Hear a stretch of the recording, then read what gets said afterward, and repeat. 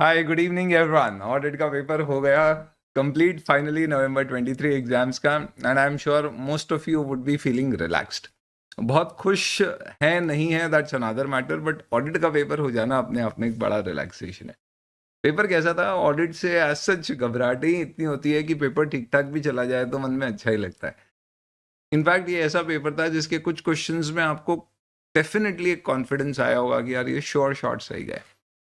कुछ क्वेश्चंस में आपको लगा होगा कि यार अपन ने कर तो दिया है, पर अब देखो इंस्टीट्यूट होपफुली यही सोच रहा है शायद जो हम चाह रहे हैं या लिख रहे हैं। और कुछ क्वेश्चंस ऐसे जो आते भी थे पर हम वहाँ पे याद नहीं रख सकते, क्योंकि ओपन बुक एग्जाम होती तो फोड़ देते, बट कितना मेमोराइज करेगा, इतना लेंदी सिलेबस है, तो आते हुए भी हमको वहाँ पे डेफिनेटली सारे पॉइंट्स लिखने को नहीं मिलेंगे। ऐसे थियोरेटिकल कुछ क्वेश्चंस थे। ओवरऑल 18 क्वेश्चंस 19 क्वेश्चंस पेपर में आए, जिसमें से आपको 15 अटेम्प्ट करने थे। और मुझे ऐसा लगता है कि इनमें से 10 क्वेश्चंस आपके ऐसे होंगे जिसमें आप कॉन्फिडेंटली श्योर शॉट कर पाएंगे अगर आपने पूरी ऑडिट पढ़ी है। भले ही सैम्पलिंग बेसिस पे पढ़ी है कि हर चैप्टर पूरा नहीं पढ़ा है, उसके इंपॉर्टेंट टॉपिक्स पढ़े हैं, क्योंकि एबीसी को मोरल इस पैटर्न को फॉलो किया पेपर ने। एंड एक अच्छा स्प्रेड रखा, सभी चैप्टर्स से क्वेश्चन पूछे, किसी भी एक को ज़्यादा वेटेज नहीं दिया। एंड इस पर्टिकुलर पेपर में आपने ये देखा कि अगर हमारी कवरेज पूरी रही है, भले ही सैम्पलिंग बेसिस पे, पर हमने ऐसे छोड़े नहीं है कोई मेजर टॉपिक्स एक आध चैप्टर के अलावा, तो आप 10 क्वेश्चन कॉन्फिडेंटली एटलीस्ट कर सकते हैं। और 5 क्वेश्चंस में कहीं कुछ मिसिंग, कहीं कुछ ट्रिकी ऐसा लग रहा होगा आपको। पेपर अगर हम देखें तो शुरुआत में तो ऐसा लग रहा था शुरू के 5 क्वेश्चन देखते हुए कि ऐसे ही ऐसे ऐसे, और हमेशा ऐसा ही होता है कि पहला क्वेश्चन आपका स्टैंडर्ड्स का होता है जिसमें कंपलसरी क्वेश्चन आते हैं। फर्स्ट और सेकंड क्वेश्चन आपका ऐसे एसक्यूसी बेस था। थर्ड क्वेश्चन ऐसे 610 जैसा लगता है, इंटरनल ऑडिट चैप्टर का क्वेश्चन था। 610 से भी कर सकते हैं। इनफैक्ट देन सेकेंड पार्ट में अगेन 2 क्वेश्चन ऐसे रिलेटेड थे। थर्ड यू कैन से ऐसे 705 और audit of consolidated financial statement related था। देन इसके बाद में नेक्स्ट जो आपका थर्ड क्वेश्चन था, इसमें स्पेशल ऑडिट शुरू हो गया, जिसमें एक टैक्स ऑडिट का क्वेश्चन जो हमेशा आता ही है, एक एनबीएफसी जो एक्सपेक्टेड था, एंड एक ऑटोमेटेड एनवायरनमेंट जो हर बार आता है।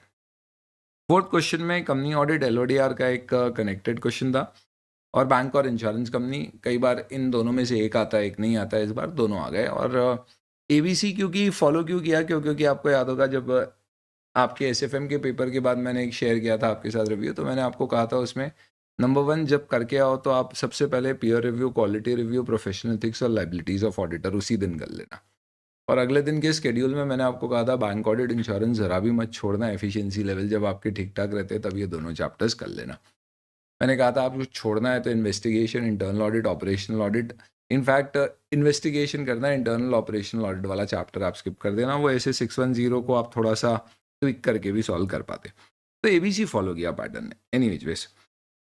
देन अगर अपन क्वेश्चन 5 पर आते हैं तो question number 5 was ethics, quality review और पीएसयू। क्वालिटी रिव्यू इतना ज़्यादा लेंदी चैप्टर है, उसका ऐसा थ्योरी क्वेश्चन पूछा कि कम वक्त उसके चक्कर में एथिक्स क्योंकि था तो करना तो था ही, क्योंकि एथिक्स तो बढ़िया ही रहता है हमारा, उसके चक्कर में ये क्वेश्चन भी करना पड़ गया। मोस्टली स्टूडेंट्स को कुछ याद आया होगा तो लिख पाए होंगे। पीएसयू आपने देखा भी होगा तो आप कॉम्प्रिहेंसिव ऑडिट का क्वेश्चन था, सिंपल 5 पॉइंट्स लिखने थे, एकदम प्लेन वेनीला मार्क्स थे अगर आपकी मेमोरी वहाँ पे आपका साथ दे गई तो। 6 क्वेश्चन आइडियली मे बी आपने स्किप किया होगा करने के लिए। इसमें एक इन्वेस्टिगेशन का क्वेश्चन था, जो इनडायरेक्ट तरीके का क्वेश्चन था। Audit of CFS related there was this particular direct question, और एक आखिरी ऑप्शन में क्वेश्चन था जिसमें एथिक्स, और सेकंड पार्ट में एथिक्स और लाइबिलिटीज ऑफ ऑडिटर का डिस्कशन था। तो ओवरऑल अगर आप देखें तो सबसे ज़्यादा वेटेज ऐसे इसका रहा with 5 questions. Ethics had just 2 questions, usually 3 आते हैं, कम कर दिया। Company audit LODR related 2 questions including CFS, एक ऐसे का क्वेश्चन आप ऐसे या सीएफएस कहीं पे भी डाल सकते हैं, और स्पेशल ऑडिट के 9 अलग अलग चैप्टर के एक क्वेश्चंस पूछे गए।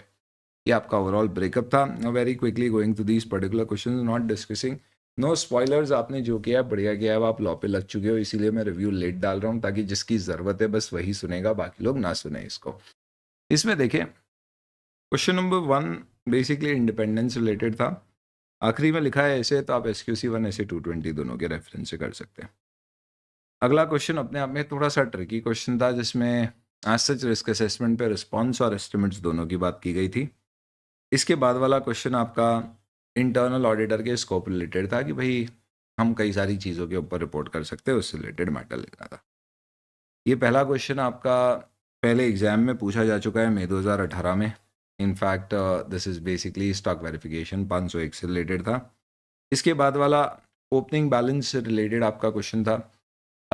सिमिलर क्वेश्चन आपका एमटीपी में पहले कभी आ चुका है।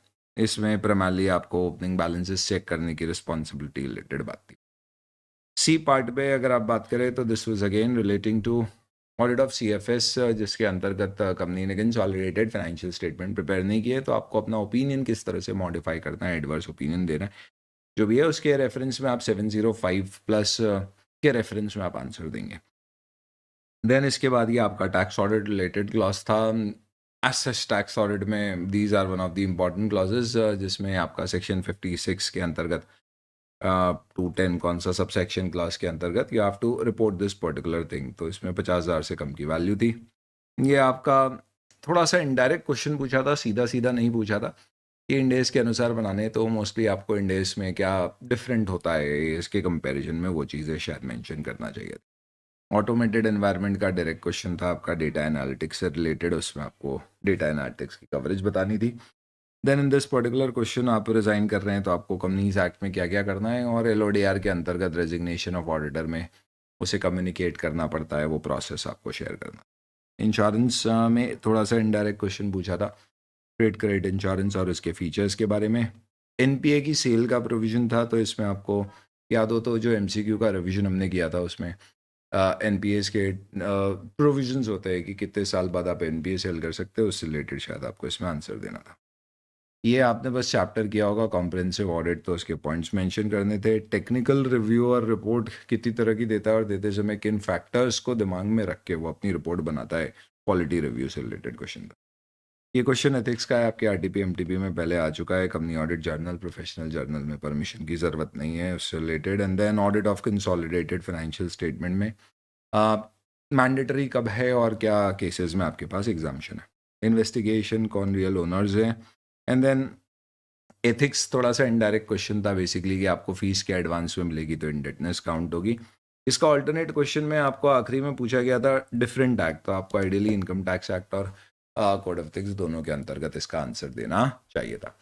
So this was the paper. Once again, this facts holds true that a comprehensive, good coverage, and if you had good, strong conceptual understanding of the paper, भले ही आप आखिरी समय पे चीज़ें रिवाइज नहीं कर पाए होगे, एक्सेप्ट कुछ कोर थ्योरी पॉइंट्स अगर आप देख ले, जैसे टेक्निकल रिव्यूअर वाला देख लो या कॉम्प्रिहेंसिव वाला देख लो, अगर आपका कंसेप्चुअली स्ट्रांग पड़ा हुआ होगा पेपर, तो भले ही आपका आखिरी समय रिवीजन पूरा नहीं हो पाया हो आपकी सेटिस्फैक्शन पे, फिर भी आप पेपर अच्छे से अटेम्प्ट करके आ पाए होंगे। एमसीक्यू रिवीजन वीडियो जो मैंने शेयर किया था, एमसीक्यू स्टूडेंट्स ने कहा थोड़े टिपिकल आए थे, ए लेंदी थे, बी पेपर भी एज सच ठीक था, लेंथ इन टर्म्स ऑफ कोई बहुत शॉर्ट नहीं था, प्लस एमसीक्यूज में थोड़ा स्टूडेंट्स को टाइम ज़्यादा लगा क्योंकि ऑप्शंस भी काफ़ी अपने आप में इंट्रीग थे, जैसे दिखने वाले थे, कुछ ऐसे रिलेटेड क्वेश्चंस में भी थे। इंटीग्रेटेड एमसीक्यूज में ऐसा कुछ एज सच इंटीग्रेटेड जैसा कुछ था नहीं, इट्स जस्ट दैट सॉर्ट करके उन्होंने क्वेश्चंस बना के पूछ दिए। बट येस, एमसीक्यूज अपने आप में डूएबल थे, चैलेंजिंग थे। Overall I will not say paper was definitely easy, I will not say it was definitely tough. Not one of the papers जिसको देख के आपको मायूसी होगी, not one of the papers जिसको देख के आप बोलोगे पूरी तरह से फोड़ दिया, but yes you will be, I mean, relaxed after giving this particular paper. अपने एमसीक्यू वीडियोज़ और जो भी आपके साथ कंटेंट शेयर किया, किताबें शेयर करी, बुक्स आपको शेयर करी, ऑडियो पॉड्स के फीचर्स अगर आपने यूज़ किए, रिवीजन वीडियोस जितने भी दिए, ये सब आपको क्या कितने फ़ायदेमंद रहे, कभी आपको समय मिले तो कमेंट्स में ज़रूर लिखिएगा। That helps us to reinforce and focus on those things which are relevant for the student. Wish you all the very best. बहुत अच्छे से करिए कंपनी लॉ के पेपर को, फिर एग्जाम के बाद पूरे पेपर का डिस्कशन करेंगे। Thank you, bye, all the best.